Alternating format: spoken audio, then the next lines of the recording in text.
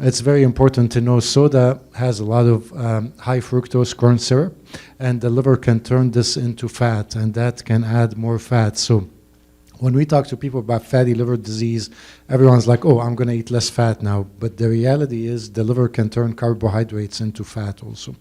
And then alcohol has sugar in it, and the liver can turn it into fat. So these are really two bad options. I think alcohol is more evil than soda. If I have to pick, maybe I would go with the soda. But, I mean, both of them are bad options. So typically we prefer to, I mean, I always tell my patients, my goal is to give you some guidelines, and sometimes with what you eat, it's a little bit tricky, but with soda, it's like a big no-no for me. Alcohol is the same thing. Now we realize there's no good amount of alcohol. We used to say 1 glass of wine is good for the heart. This has been debunked. Alcohol is a carcinogen, so less is more. It's like smoking cigarettes. I mean, no doctor will say 2 cigarettes a day are good for you. No. So same thing with drinking wine or beer. It's just not good for you. You do it for social reasons, but, you know, less is more with alcohol. This is we may have a bit of a debate here. I don't know. Oh, yeah. So I personally, I know if you're just thinking about the liver itself, right?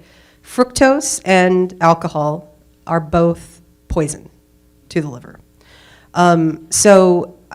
In my mind, I think they're equivocal. But I think that, you know, we have a much bigger problem in this country with sugar,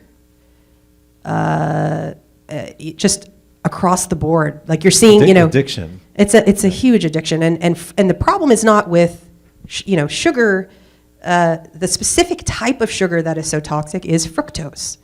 And it's hidden in all of the foods that we eat. So when we talk to our patients, I mean, it's impossible. Like what I told you about going to the grocery store. I mean, there was data that came out, it was like 73% of the foods in the grocery store in America have fructose. So it's tough. So I think you're actually getting more injury from fructose than from alcohol in general, as an average everyday American. Sherry? Yeah. There's evidence now that these, diet drinks can actually alter your gut microbiota and induce what we call insulin resistance. So they're not good for you. They're not like drinking water.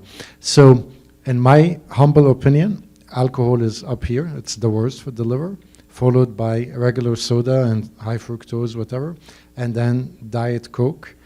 So Diet Coke is like vaping. Coke is like smoking cigarettes.